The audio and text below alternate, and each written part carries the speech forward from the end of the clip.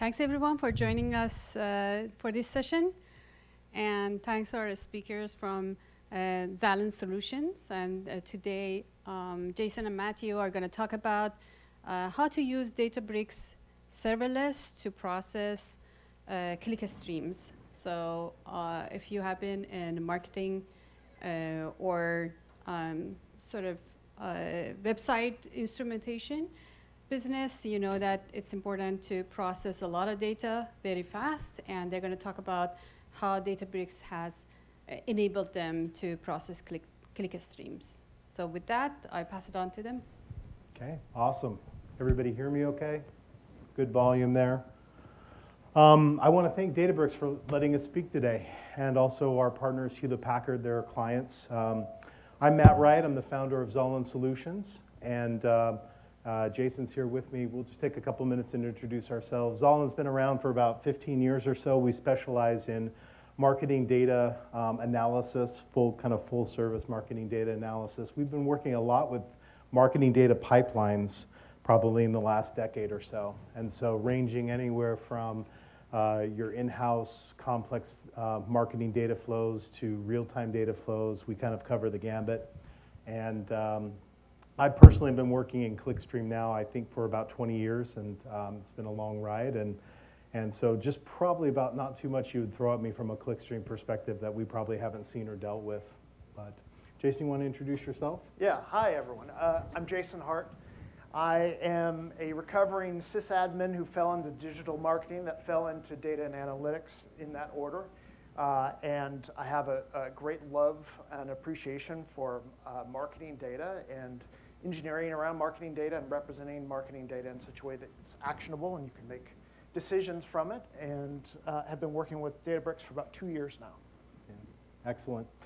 Just a little bit about our company, Zahlen Solutions. We are a consultancy. Those are some of our clients that we work with. We work with pretty big clients.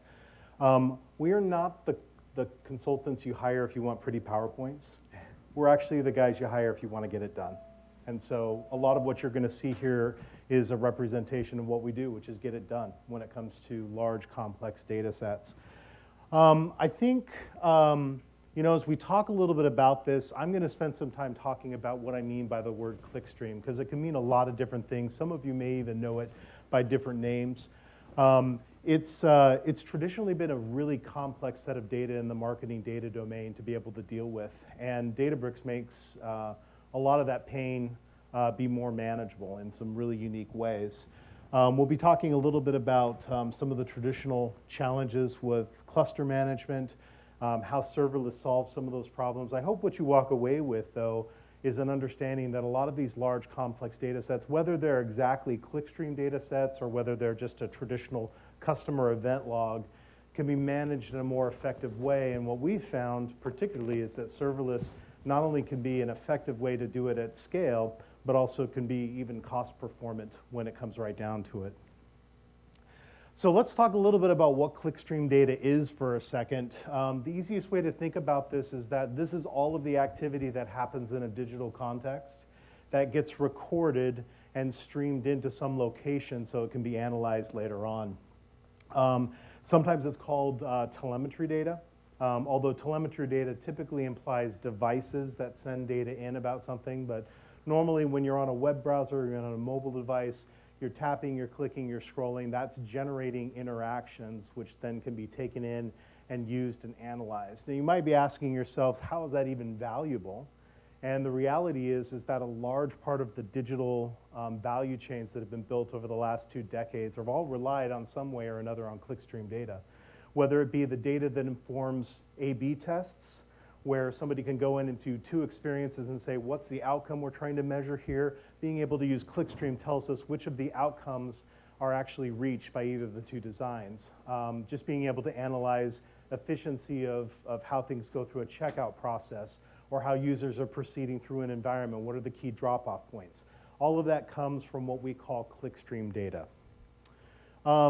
It basically transformed how businesses used it over the past couple of decades, and initially people were so desperate for this information that they would literally go and harvest log files. Any of you here old enough to remember going through your old server log files and trying to say who was visiting what page? What's the page that gets the most traffic? And good luck on trying to tie together an actual visitor with a log file, because you have an IP address, and we all know how persistent those are, right? So it moved very quickly from these stateless log files into vendor-provided data, which allowed us to be able to go in and very easily and seamlessly connect in the experiences to say that when we see a person coming in, we see them interacting with the pages in certain ways. We see them actually moving through the experience in a way that's expected. We can see where they drop off or where the traffic stops, and we can infer a lot about that. Throughout my career, I've worked really closely with other marketing team members, and oftentimes we would always get paired up with the attitudinal research team, where they would go and do surveys and things like that. And it was always interesting to work with the attitudinal team, because they would ask these detailed questions of people. You know, did you go and do this while you're on the site? What did you do in this particular experience? Did the site meet your needs? And we would very quickly, they would very quickly learn that we could actually go back and validate whether people were telling the truth or not. And the one thing you learn very quickly is that people behave very differently than what they say they do. And so this behavioral data becomes a rich set of indicators for us to be able to run our digital businesses. Some of the challenges of clickstream, I'm going to get real tactical on this here in a few minutes, but let's just talk about it at a high level. What are we dealing with here? Clickstream data is inherently unstructured, it rapidly changes, it has high granularity, and it creates a lot of difficulties both from a compute perspective and how you store that much data. Large data sets really complicate the retrieval process.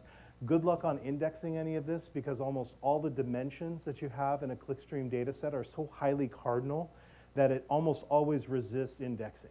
Like, even if you just try to split everything apart into different dimension tables, your joins are going to be so expensive that it just makes it almost impossible to get anything out of a traditional database.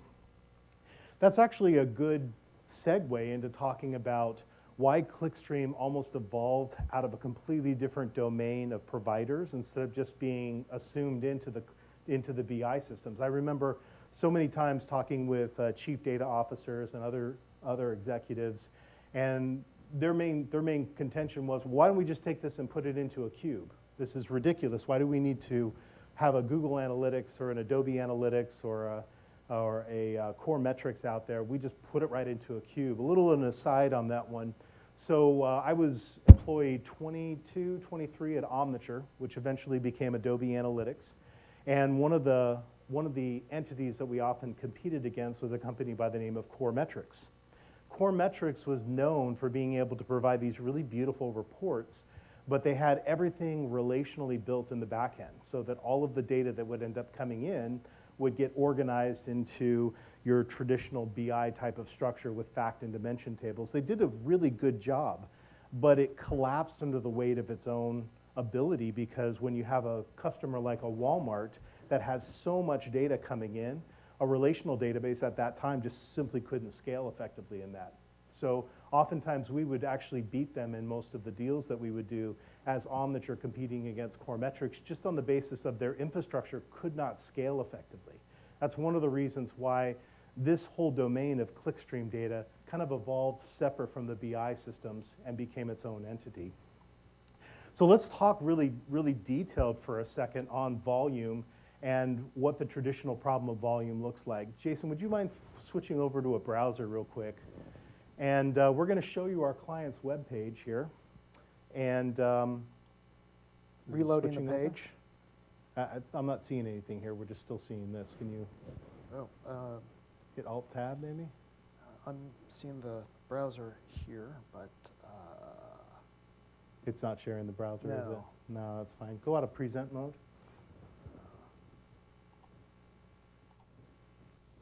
There we go. Yeah, hitting the browser here.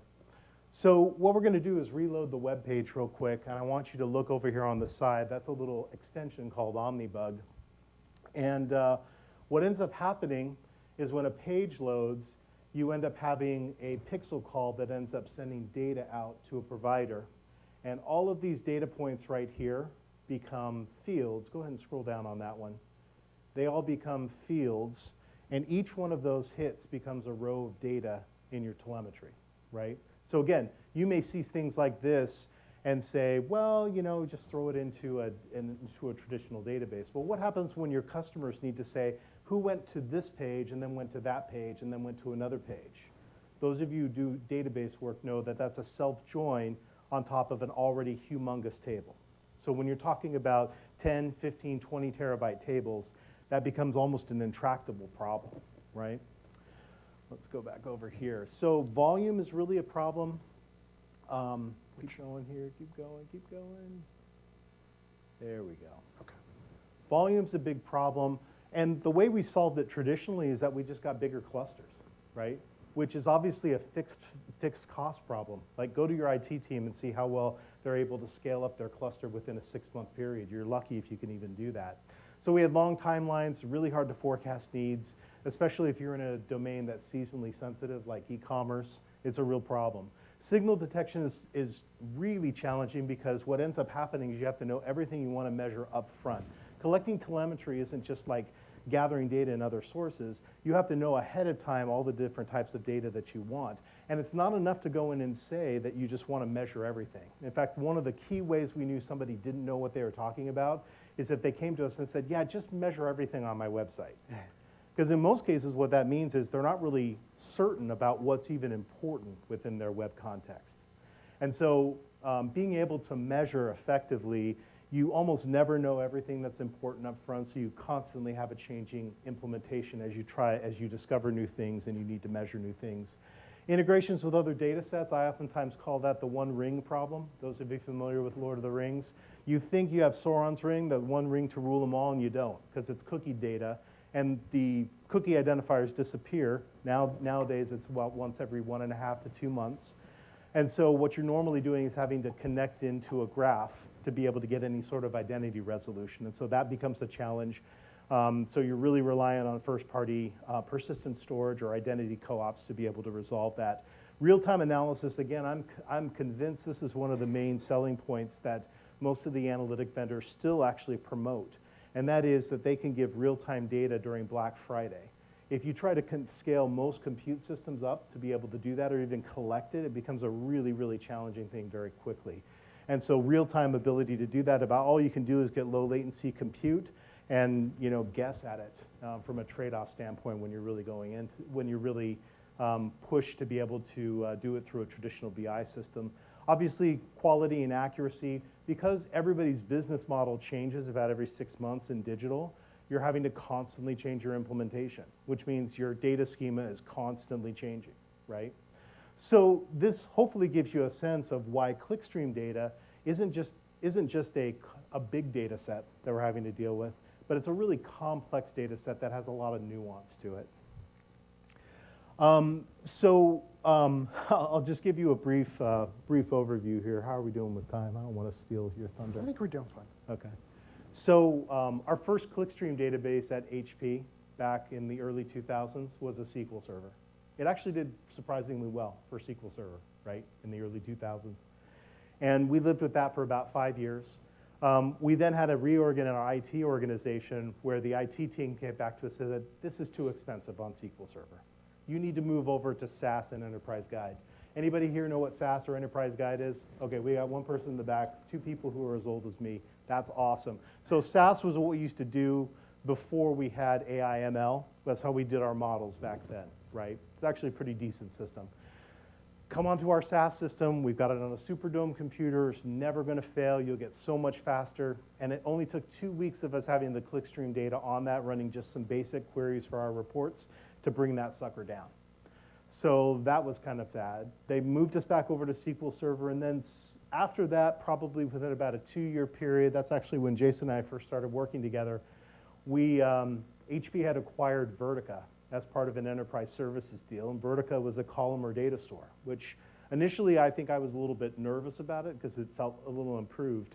But our selection of Vertica for our on-prem data warehousing was more of an eat-your-own-dog food initiative within Hewlett-Packard. But I was surprised. They actually did a really good job and scaled very well.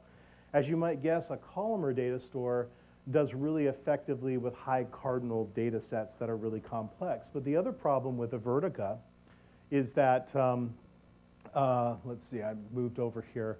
The challenge is that the Vertica cluster was so specialized that it was very proprietary. So being able to join any of the data, you had to bring it into Vertica a specific way. It was very rigid. In many cases, too, there was a lot of specialized knowledge within Vertica. I remember, here we have Vertica as an acquisition for Hewlett-Packard, and we couldn't get the time of day from any Vertica consultants to come and tell us how to configure it. So it was a real headache to be able to get something like that.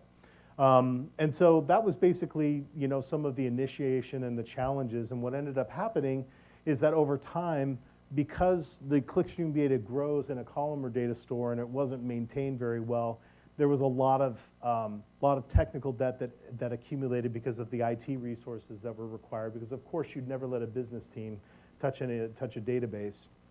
And all in all, it became a very inflexible machine to do any sort of analysis. Today, the Vertica system, which they're migrating off and moving on to Databricks, is almost inherently always treated as a silo. You had to pull things out of it, large data sets out, and try to join them into other systems, and it was pretty abysmal as an experience. Obviously, some of the reasons HP chose Databricks was the seamless scalability, the ability to handle data sets, and the integrated environment that provided them with the tools that were needed to be able to use Clickstream with all of the other data sets that they had. Jason, you want to talk a little bit about Spark cluster management and complexity there? Let's go back one slide. Just Sure. I want to kind of reinforce the point. When we took this workload and we took it from Vertica and started putting it on Databricks, we adopted the medallion architecture, which is the bronze, silver, gold. Bring in all your raw data, which we're bringing in from Adobe Analytics. And that raw data was so enormous. You can think about all of the parameters that were being captured there on the page on the demo that we just did. But we had just about 1,200 columns in the data that we were importing. So very, very wide tables. And then a company like HP gets like hundreds of millions of visits in a day, in a month. And each one of those is resulting in at least one row, if not multiple rows, of all of those, of all of that data. So just an enormous data set. And when we were working with Vertica, we quickly ran into situations where we could only parse a small part of that overall data at any one time. And so all of the data scientists, data engineers got to be in the habit of really only being able to model as much data as they could fit into the memory or into the combined memory side of the nodes, the Vertica nodes. And it was very limiting, and it really led to a lot of really suboptimal results and a lot of expensive hours in terms of coming up with results that when we moved to Databricks, a lot of those disappeared. But still, coming into a Spark environment, you were still dealing with Spark cluster management, node management. So I want to take a quick break here. And how many people here have managed their own compute clusters, Spark clusters? All right. How many of you enjoy that activity? That was no hands. That was no hands. So the complexity of managing your Spark compute cluster, is specifying the node size, the type of node, the size of the cluster, whether you want special configuration options for Spark, how long you want it to run before it times out.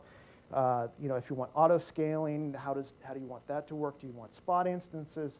All of these factors go into evaluating and optimizing the compute cluster that you want your job or your analysis to run on.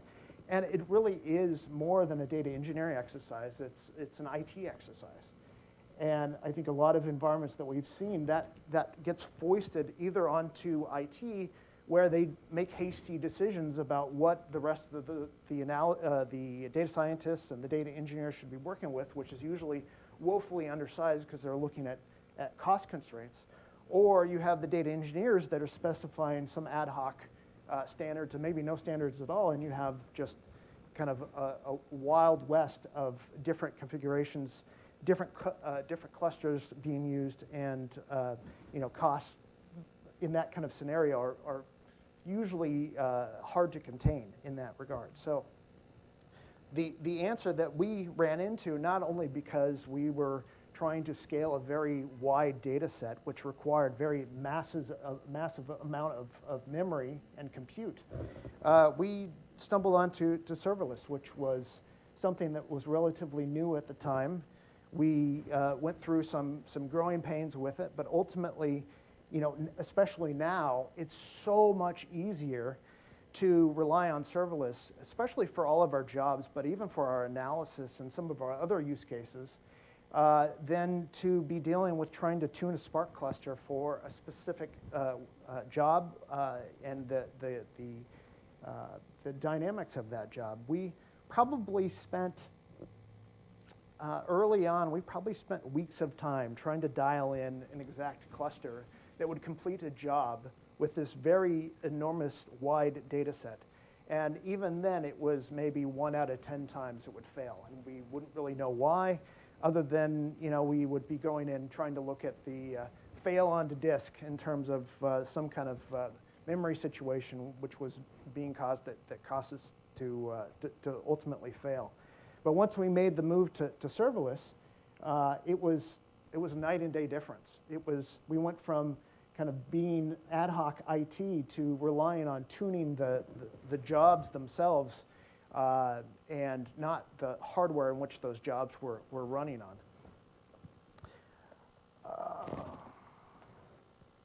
So what's the difference between serverless and classic compute? Classic compute runs on your cloud resources. It is running in your account. It's running in your VPC. Whereas serverless is running in the Databricks VPC and their cloud resources. And they have their own means of securely compartmentalize each one of those accounts so that what you would normally have in terms of security instilled via a VPC type of context, you have that controlled via your security constraints within your Databricks account.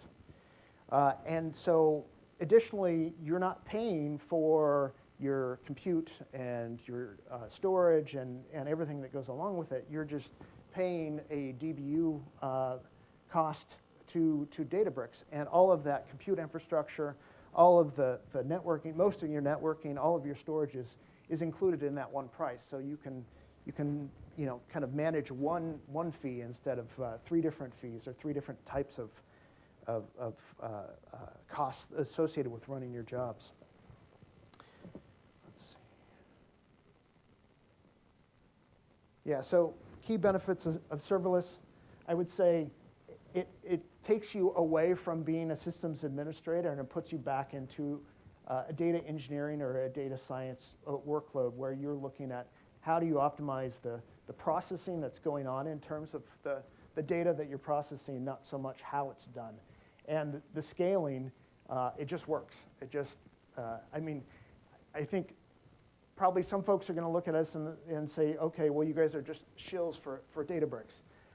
We paid to come here ourselves, and this is really a public service in terms of this is an amazing technology that once you try it, you're not going to go back. And you might have maybe one workload out of 100 that ultimately requires very specific environments, or maybe requires a GPU to run. Maybe it's something that's more on the data science side that is not directly supported in serverless today. But outside of that, you're not going to miss going and kind of tweaking and running your own compute clusters and doing all that tuning, because serverless just works. Jason, you want the clicker? Oh, thank you. So the perfect pairing for serverless is DLT, because DLT is a declarative framework for how you want your data to be processed, and then serverless is a declarative framework for how you want that to be run on. What's the resources you want that to be run on? So it's a marriage made in heaven in terms of using those two things together, really make what used to be, say, 2 years ago, a huge engineering lift, And now it's something that you can deploy more and democratize more to your data scientists and your analysts to assist in that process of defining the types of transformations and the output, the data output that you ultimately want to consume. The autoloader is also a great feature of DLT, which if you have textual input files, CSV files, Kafka streams, just makes it drop dead simple to just consume that into a streaming table. And DLT and serverless DLT I mean, it saves so much time just utilizing those technologies. Now, there are some limitations to the serverless. It's not all blue skies. You know, you are limited to Python and SQL workloads. There's no Scala, there's no R. There's no jar support or jar libraries that you can load and run. It's all really Python and SQL. Additionally, on top of that, you're going to want to make sure that whatever Python you run is multi-thread safe. So that means probably no pandas or other single-threaded Python modules.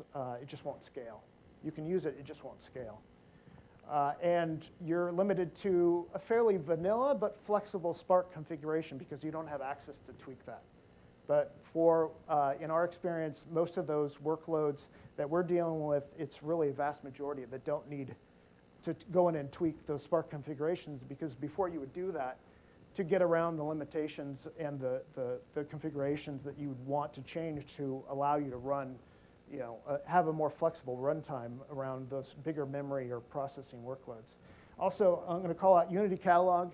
If you aren't using Unity Catalog for most of your data sources or writing back out to, it's going to be a little bit harder to use serverless in those types of capacities. So use Unity Catalog not only for serverless but for other purposes to define your sources and especially your external sources, and then it will just work. Other big one is observability. A lot of people who are used to the old way of doing things will like to get into the Spark UI and kind of look through the logs, look at the spill, look at other factors in terms of what did the Spark run look like. With serverless, you're kind of limited to the views that they provide you, either through the SQL warehouse or the notebook logs. But especially after the fact, after the serverless job has completed, you're not going to get access to any of those Spark-specific logs that you might be used to seeing. I talked about this a little bit before in terms of you pay one cost. It is slightly more than what you would pay using non-serverless, but you got to remember it includes all of the compute, all the storage, everything else.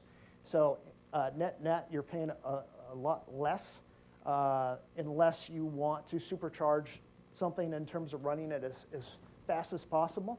And in that case, you're getting a job that runs significantly faster, but only paying a little bit more to get it done. Most of your workloads, if you don't need it done, if you're not dealing with something that's, say,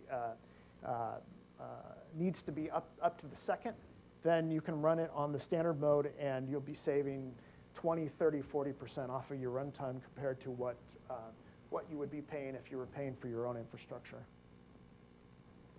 So here's the slide in terms of what our real-world results were with the HP data set, the clickstream data set. We went from having a custom cluster that ran for about 28 hours for a full refresh. And we took that down to almost half with serverless. And so that in itself was big, especially for a full refresh. You can see there that the comparison between standard and performance, it's from a runtime perspective, it's not that big. And we could probably get this optimized a little bit more for performance mode if we wanted to, if we were absolutely looking for the quickest runtime that we could. But you can see that even with standard serverless, you're going to get some savings in terms of runtime, but you're also going to get significant savings in terms of the overall cost to run that job. So if you need it done as fast as possible, that's fine. You pay a little bit of a premium on it, but still you're going to have a lower total cost of ownership in terms of you're not going to be spending hours and hours and hours trying to tweak that that cluster to be able to finish the huge workload that you're trying to run on it. So the ease of use in that regard is still worth the incremental cost. But again, stands in standard serverless mode. You're going to save a ton of money. It's going to run faster. You're not going to have to pour your heart and soul into tweaking the Spark clusters. There's very little downside as long as your profile kind of fits into what will run on serverless, which is really SQL and Python related. How are we doing on time? About 3 minutes. So I'll jump to the conclusion here. I would say try serverless immediately for new workloads as soon as you can. Most of them are just going to work. You're going to realize faster completion times and cheaper run times. You're more likely to have success when you're starting with a new job or a job that doesn't have a whole lot of legacy, because you're probably going to run into situations where there were prior decisions made about how that job was architected based on having a very specific Spark environment to run in. Some of those will work still. Some of them you'll need to do some retooling or some rework on. But if you start with brand new jobs, brand new needs, then you can kind of see how far you can get before you need to start maybe making consolations in terms of going towards maybe a hybrid environment where you run part of your jobs in serverless and part of it with a defined workflow. I would say the other thing too, in terms of data science workloads, today ML flow is not supported on serverless. GPU compute is not available in serverless. So really this is a data engineering and ML serving type of toolkit. It's not great for those more ML engineering where you're training models or you need access to specialized hardware or specialized configurations. That's where it's not quite the right tool for the job today. But that's on my wish list, Sasha, is what I'm telling you.